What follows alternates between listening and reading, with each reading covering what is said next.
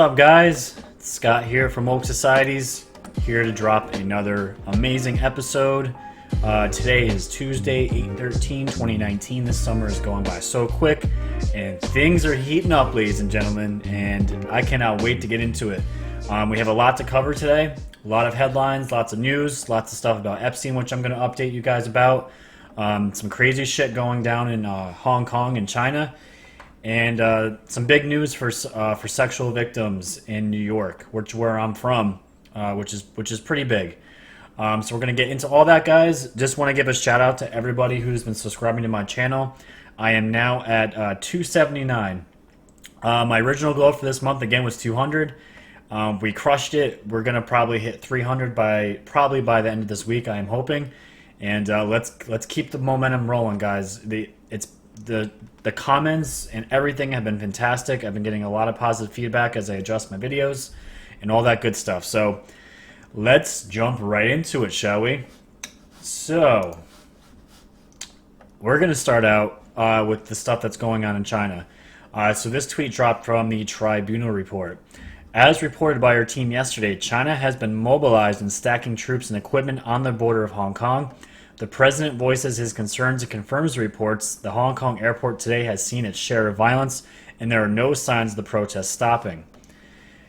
And you see Trump's tweet here. Our intelligence has informed us that the Chinese government is moving troops to the border with Hong Kong. Everyone should be calm and safe. I'm not too sure about that, guys. If you take a look here, this was just yesterday. Somebody by the name of Alexandre Krauss. The Chinese military, believing in the intel in these videos, have set in place a comprehensive military operation targeting the situation in Hong Kong. So, guys, this is a little scary when I see this. You see a bunch of military vehicles, a shit ton of them too, military personnel. If you guys don't know what's going on right now out in Hong Kong, and I should have been reporting on this a while ago, but with Epstein and everything, all that stuff going down, it was too much to cover. But there was just think of it as like an executive order out in Hong Kong being issued, pretty much saying that because you have Hong Kong and then you have China, pretty much there was a law stating that if you committed a crime, I believe in Hong Kong, something along those lines, you could be extradited to China. And the problem with that is everyone knows China is a communist country, so the people of Hong Kong think this is just another way for the Chinese to literally, if someone politically opposes China and their communist views, they'll use this as a way to eliminate political competition, to get rid of anyone that opposes them. So this has been going on for probably about a month and a half now. I could be wrong. I know it's been going on for more than a few weeks. And now it's getting to the point where you have protesters in the streets, and now they're just converging on the Hong Kong airport and stopping any kind of air traffic going in or out of the place. And I saw there was a video on Twitter that I just saw yesterday, and it was a bunch of Hong Kong people with American flags singing the national anthem. Absolutely amazing to see, but it's scary, scary stuff, guys. So whatever you guys do, you pray, you send vibes, positive vibes. Send positive vibes out to these people. They're fucking waking up. They're tired of the cabal. All that shit's linked to communism. And they're fucking pissed off, and they're tired of it. And I don't blame them. And if you guys see here real quick, I'm going to play this back. This is actually in the airport. And right here it says breaking. This was 3 hours ago. And Hong Kong is in full metal jacket mode. The world is awake, and people have had enough of the cabal's corruptness, hashtag QAnon, and I love the Q tag there. So let's just see real quick.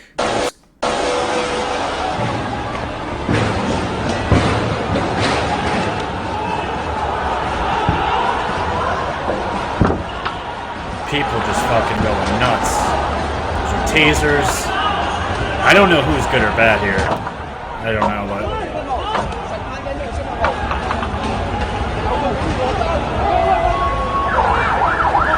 that dude got fucked up. He can't even stand.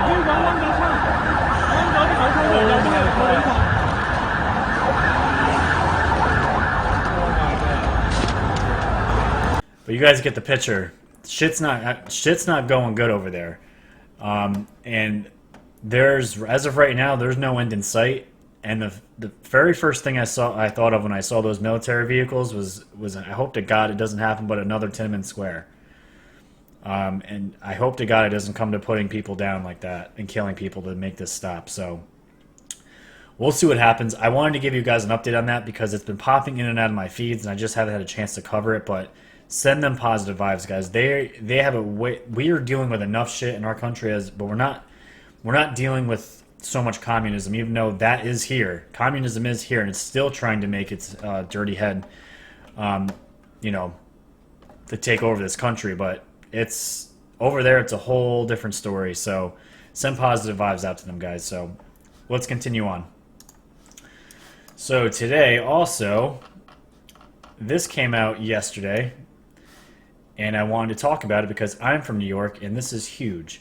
Legal floodgates to open Wednesday as child sex abuse victims, many after decades, get long-awaited day in court. And this is so important, especially with everything going down with Epstein.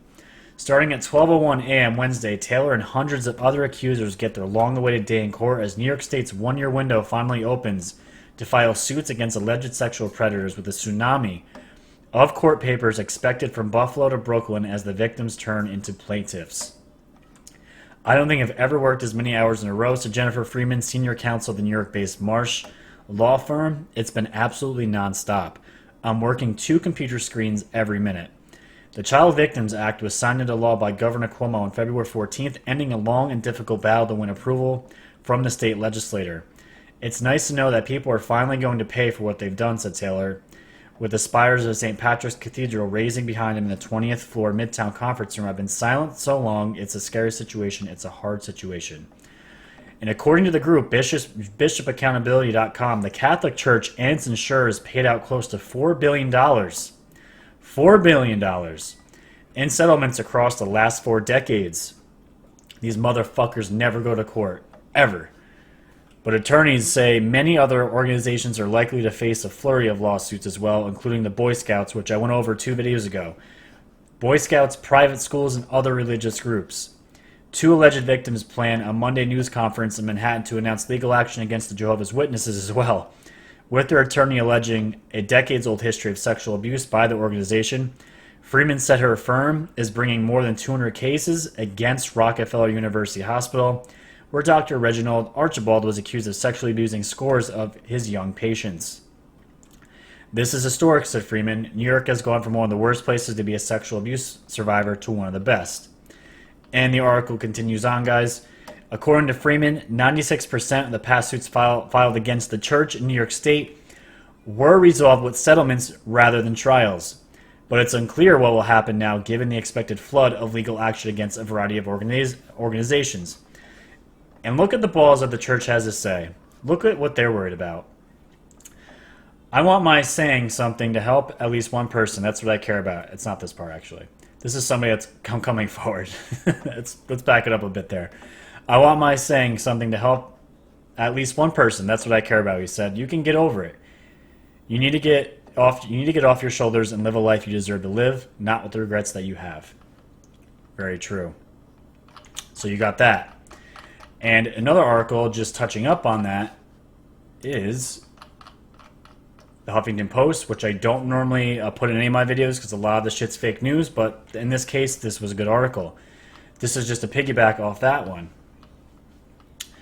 New York once had one of the nation's most restrictive statutes of limitations on child molestation cases. Survivors in the state had only until age 23 to file civil lawsuits. However, studies suggest it takes much longer for child sexual abuse survivors to realize they were victims of a crime. The average age that victims disclose their abuse is 52. Guys, that's mind-blowing. I didn't know that. But think about that, though. Age 23, that's all you had. That was the original law. You had until age 23 to report it. After that, there was nothing you could do. But as this article says, the average age that a victim's disclose and actually want to talk about their abuse is 52. That's insane. By that time, it was too late for many victims in New York to take legal action. That changed in February with the passage of the Child Victims Act, which gave victims more time to seek criminal charges or file lawsuits against their abusers. Victims in New York now have until the age of 55 to file civil claims. This is why this is so big, guys. So can you imagine the amount of people that are going to be coming out? And it's funny because I drive as part of my job, my full-time job, and I have a lot of New York sports radio on, and, you know, everything New York radio, right? On the commercials, there have been nonstop for the last 2 months about if you've been abused by the church, abused by boys, all these lawyer, all these lawyer advertisements. They're trying to make money too, but this is why this is happening. And I thought it was so weird. I'm like, maybe it's just, with everything going on in our country and the world with this pedophilia stuff, maybe more people are coming out. But this was like a catalyst for all this, which is fantastic. So you can imagine the amount of shit that's coming to the Catholic Church, the church in general, Boy Scouts, all that stuff. Now this is where I was getting pissed just a second ago. Look at these assholes. Catholic leaders argue that the look-back window, that's what they call it, a look-back window, could financially cripple the church's charities, parishes, and schools. The church spent close to $3 million from 2011 to 2018 lobbying against statute of limitations reform in New York, according to a study conducted by 4 law firms that represent survivors of clerical abuse. These assholes were trying to stop victims from getting any kind of restitution because, God forbid, it would fucking bankrupt us. But yet they fucking hide their priest. They settle out of court and they send him to another parish. Great fucking punishment. It really bothers me, guys. Anyways, the state's bishops dropped their opposition to the Child Victims Act in January after Democrats took control of the state legislature and the bill's sponsors adopted language that made it clear the act applied equally to public and private institutions. And that's it for that, guys. But so it's just more evidence that, this pedophilia stuff, guys, is really becoming the main crux that everyone's starting to pay attention to now, and not a lot of people are really looked into. And it's great that New York State is doing this and giving people, probably their last shot, especially the older ones. I mean, in their 50s. Not that 50s is old, but you know what I'm talking about. It's giving them their maybe a last shot to get some restitution, to fucking point the finger at who touched them, and maybe they can financially get something out of them to hurt them a little bit, So I hope they get every dime and fucking penny, especially from the church, the Boy Scouts. I used to go to church. I was in the Boy Scouts, all that stuff. I didn't have any negative experiences like with this stuff, thank God. But I hope they get every penny that they can out of these assholes. So fantastic. And just in some other news here that I thought was great. More pedophilia stuff. Broadway producer Ben Sprecher arrested on child porn charges. Broadway producer Ben Sprecher, the man behind the failed musical Rebecca, was arrested early Tuesday on charges of possession of child pornography, sources told the Post. Sprecher, 65, was picked up by the feds around 6 in the morning at his home on West 122nd Street in Morningside Heights, which agents were searching, the sources said. The case was brought by Homeland Security Investigations in conjunction with NYPD, and the 2012 opening of Sprecher's production of the psychological thriller Rebecca the Musical was torpedoed by Mark Houghton, and it's just, this is talking about his what he has been involved with as far as how much he's made and the things he's made. But none of that fucking matters now. His reputation shot. He got nailed in New York City today for possessing child porn. Fantastic stuff, guys. I know a lot of these crimes are the same. I'm going to report every single one of them to show more eyes on people like this because they deserve every fucking bit that's coming to them. Anything abusing a child, terrible. And I'm going to report on it. All right.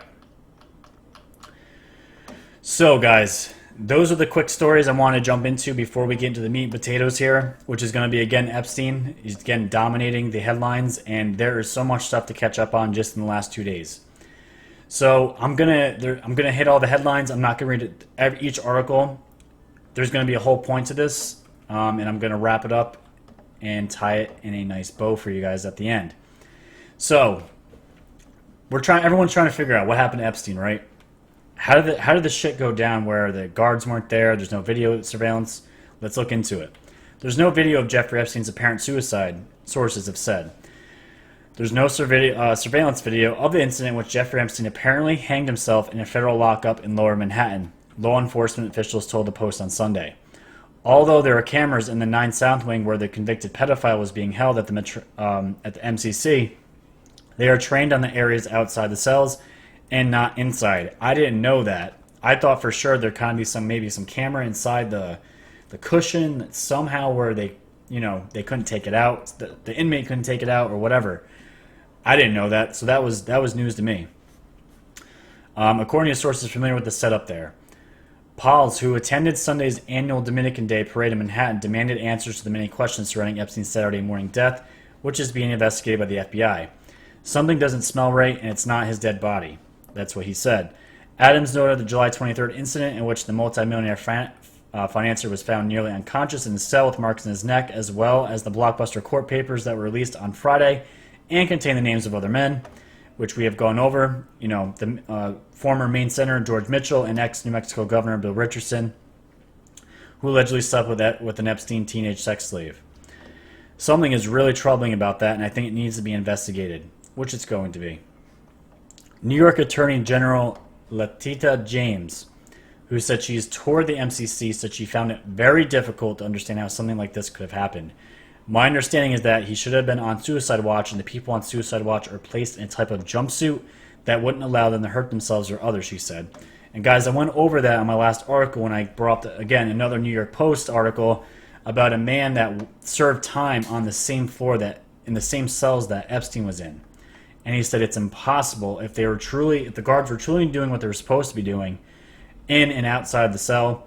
The blankets are made of paper. A lot of them are in straitjackets, and the rooms are literally made to where they cannot cause self-harm. So very interesting. So no cameras inside, but there are cameras on the floor, but there's no surveillance of it. Red flag number 1. Red flag number 2. Jeffrey Epstein's cellmate reportedly transferred out prior to suicide. And it says, while conspiracy theories run wild on social media, more details have emerged on how Epstein could have committed suicide in such a maximum security jail. The same prison facility which has held high-profile defendants such as crime boss John Gotti, terrorist Ramzi Youssef, and Mexican drug lord El Chapo, especially after his attempt to kill himself a mere 2 weeks prior.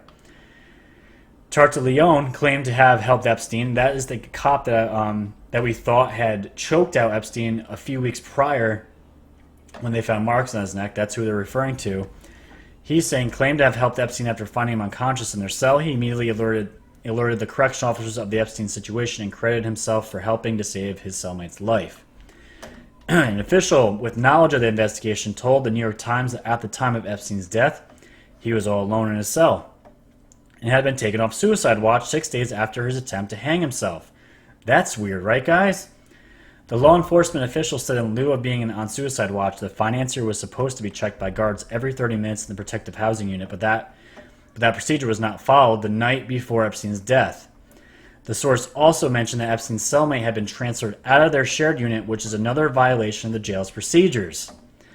Wow. At the MCC, it's reportedly standard practice for inmates on suicide watch to be assigned a cellmate, a person to provide company for someone with suicidal tendencies, and to alert guards for any emergencies that may arise.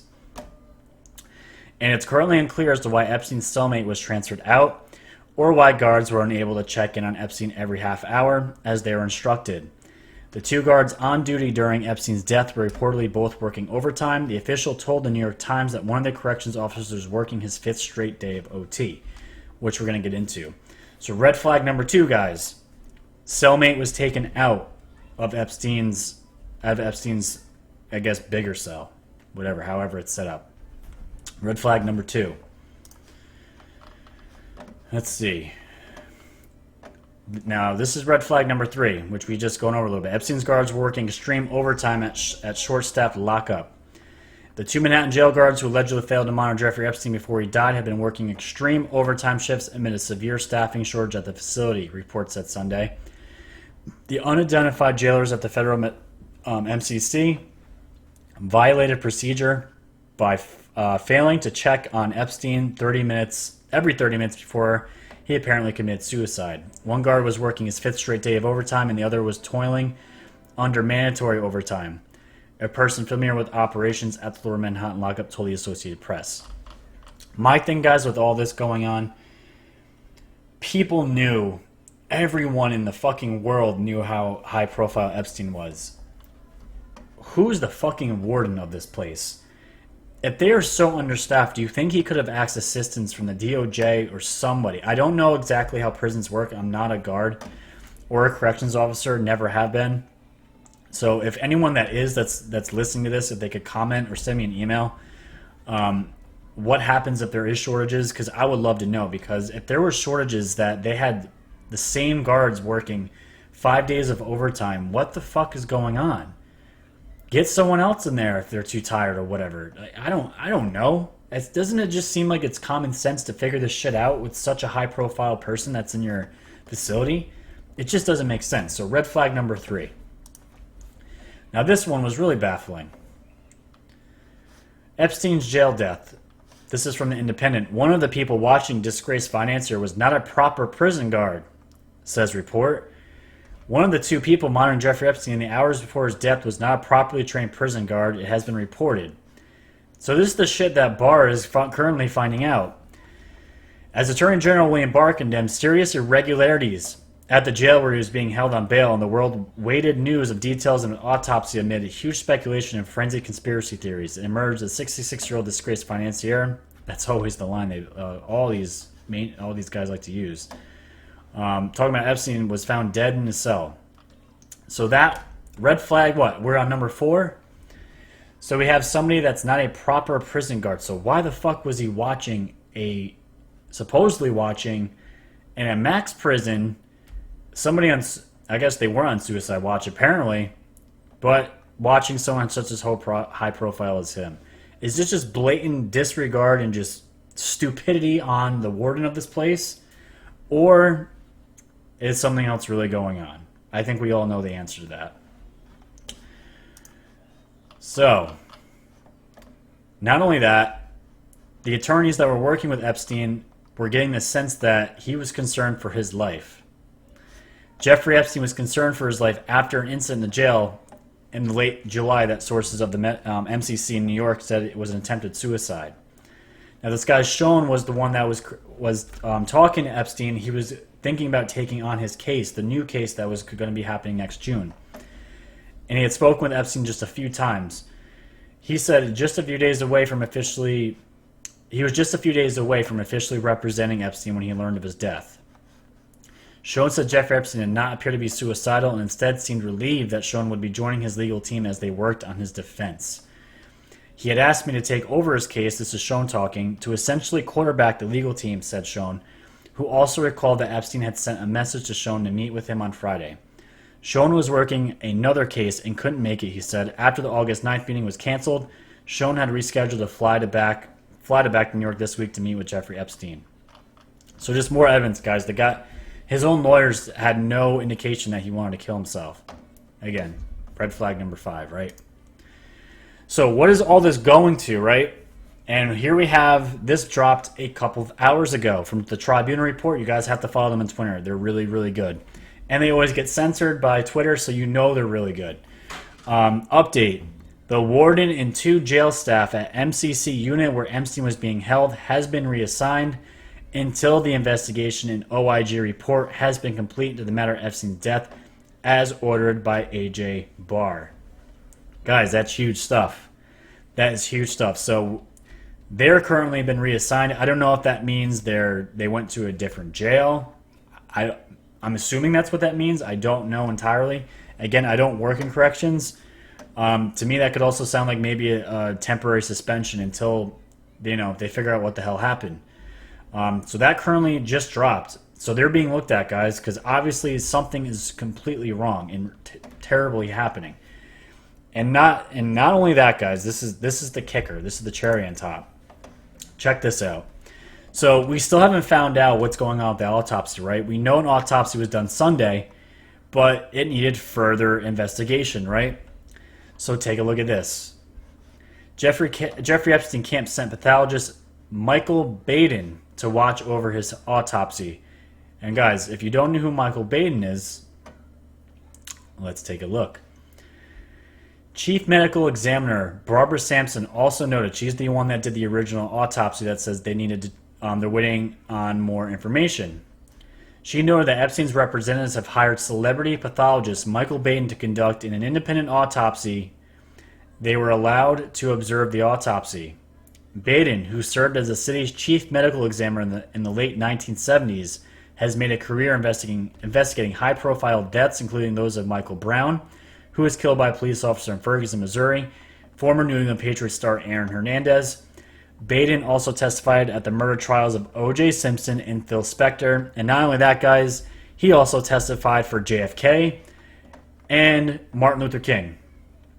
You know, he's the one that came up with the theory of the magic bullet, right? That we all know is bullshit. So why would he just, why would they need his opinion?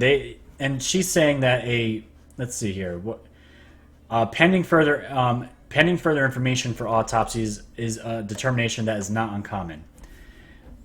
So supposedly they can't figure it out. They need more information, so they bring in an independent autopsy, this guy Michael Baden, and he's going to look at it, and we all know he's going to say, yes, it's death by hanging, and that's going to be it. It's complete bullshit. Like, the whole thing, guys.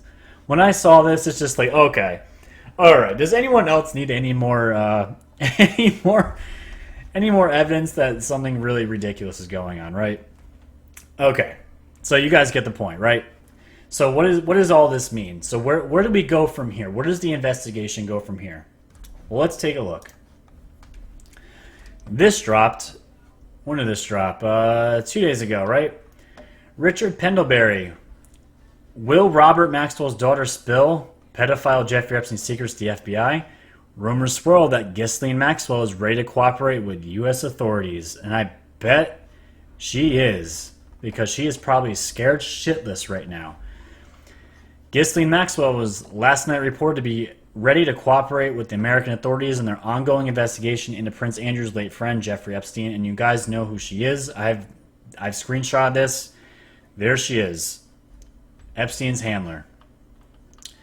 Thomas Valshow, an associate professor of sociology at the City University of New York, who is writing a book about the Epstein case, said that Miss Maxwell is now target number one for prosecutors. They're going to want to hold somebody to account, and there is going to be enormous pressure on Maxwell, as she has been accused of being heavily involved with Epstein. He said, I would imagine she is petrified, and guys, you know the fuck she is.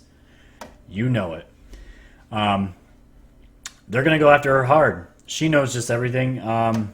Just as much as Rachel Chandler knows, and I have no evidence of it, but according to what Q has said, the DOJ, FBI they've already gotten to her. They've gotten all the information they needed from her, and it's just a matter of time before all this comes out. So it's probably in Miss Maxwell's case here to cooperate, because she's, they already have everything. The Patriots and Q, they already have everything, so just fess it up. So obviously, the authorities are going to go after co-conspirators, right? And not only that, who else are they going to go after? They're going to go after Jeffrey Epstein's lawyers, his own attorneys, because we all know Jeffrey Epstein had a shit ton of money. He was a financial advisor, so he needed shell companies, he needed accountants, other lawyers, right? Those are the ones to go after. Again, it's always good to follow the money. So we have the headline here. Jeffrey Epstein's lawyers are reportedly hiring their own attorneys, fearing criminal probe of his finances. Why would Epstein's lawyers get their own lawyers? Because they know they're going to be in a shitstorm any day now. So let's see. The investigation may now focus, according to New York Times report Sunday, on Epstein's mysterious and opaque, that's in quotes, money trail. Epstein left behind a fortune valued of at least $559 million, according to a court document released last month and posted on the document sharing site. Epstein kept his cash distributed among dozens of bank accounts, shell companies, and charity funds. The New York Times reported, as such, the now deceased convicted pedophile would shift money among his various financial entities frequently. And don't forget, guys, Epstein has been quoted and on the record saying he was a huge part of funding the Clinton Foundation. Just keep that in the back of your head, too. The highly suspicious nature of Epstein's financial activities has already prompted two of Epstein's longtime lawyers, Darren Indyke and Jeffrey Shantz, to hire their own criminal defense lawyers, according to the Times report, which know that documents show that the pair were involved with some of his trusts and other entities in New York and in the Virgin Islands. Boom. Good luck with that, guys. Good stuff. It's really good stuff. And not only that, guys, because the first article I told you about Maxwell was 2 days ago, this dropped today. Maxwell told friend that Epstein's entire island was wired for video, presumably for blackmail purposes. And guys, this is I don't know if this is considered a theory. A lot of people think that Epstein was also entangled with intelligence, CIA possibly, and was allowed to do these terrible things to gather blackmail on any political elite in general, princes, princesses, whoever the fuck they are, and hold blackmail on these guys. The whole island was. And we know that famous picture from Rachel Chandler's Instagram with, the 9 square of video boxes of what was underground Epstein's island, with all the tunnels and the sex dungeons. All that stuff's on video. All of it. And just remember, guys, the Patriots have it, which is a fantastic thing. Almost done here, guys. We're going to finish this up. And you guys probably know this already. Yesterday, a dozen FBI agents raided Jeffrey Epstein's pedophile island, pulling up to his Caribbean getaway in speedboats and roaming the grounds in golf carts 2 days after pervert billionaire's suicide. And if you go online right now, guys, his videos have been blowing up. He's the guy that's been doing all the flyovers with the drone. He put up a new video, I think today. I saw it's like 4 minutes long. He's actually going up to the house where the FBI is in, and he's like sitting right there in the window. It's hilarious. And you see the FBI agents walking back and forth, carrying shit out. And it's just funny because, this is a huge thing, and this guy's just flying his drone right to the window. And they put up blankets to block him from seeing, which is really funny. But you can see them carrying out 2 desktop computers and a laptop. And there's probably way more shit, but all that stuff's coming back. Everything's on. Who knows what's on it? But this did happen yesterday. So everything's going down. Everything's opening up. And right now, co-conspirators are going to be involved. And that's who they're going to be targeting. And guys, this shit's not ending. Just because he died... When I heard he died, yeah, I was surprised. A little bit, not really. But it didn't take the wind out of my sails, and it shouldn't have anybody else's. Just because he died does not mean the shit's just going to go away. We already have all the information. The damage is going to be done. Just remember that. And to end today's video, one more name that has popped up along with Epstein is Mr. Bill Gates. Wow, right? The names just... all these people that we look up to, right? Bill Gates flew with Jeffrey Epstein on the Lolita Express in 2013 with the man whose charity aims to empower young girls, joining the serial pedophile 4 years after he left prison. Bill Gates hitched a ride, just hitched a ride, no big deal, casual, on Jeffrey Epstein's plane 4 years after he served time behind bars. This was after he served time for soliciting a minor underage the age of 18 for sex. Flight records reveal that Gates flew with Epstein from Teterboro Airport in New Jersey to Palm Beach on March 1st, 2013. One of the few flights that year where pilot Larry Vysotsky recorded the name of a passenger. Excuse me. A representative for Gates did not respond to a request for comment. And the pairing is an odd one given the work Melinda Gates and the couple's foundation does for young women around the world. The pair had spent time together previously, most notably at the annual Edge Dinner, which each year welcomes billionaires from around the world to come together and discuss advancements they're working on the worlds of math, science, and technology. So guys, just another bad look. Why would you associate yourself with a man that, got nailed for soliciting sex with any underage girl? Why would you do that?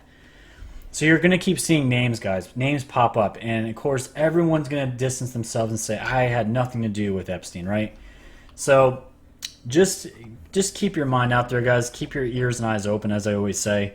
And be careful who you're following. So that's going to end today's episode, guys. But right after this, I'm going to be showing this awesome video. If you guys haven't seen it, this went viral. YouTube is taking it down, which is hilarious. Trump actually told him to put it back up. This is just a side note because I fucking hate mainstream media, and especially CNN. This guy, I forgot his first name. Chris Cuomo.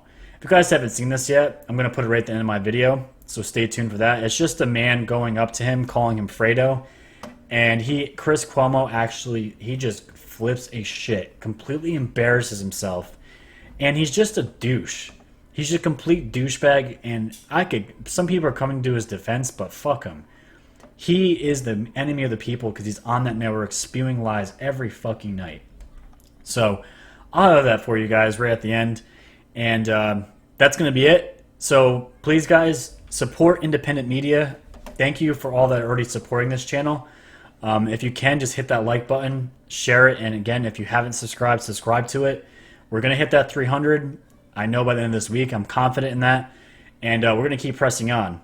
Q still hasn't showed up yet. But that's okay. I know the guys at 8chan are working and taking their time with it to make sure it's that impenetrable fortress they promised, so it can never be deplatformed again. So until then, guys, you'll be seeing me throughout the week as usual. And until then, stay woke. I thought that's who you were. No, punk-ass bitches from the right call me Fredo. My name is Chris Cuomo. I'm an anchor on CNN. You're much... Fredo is from The Godfather.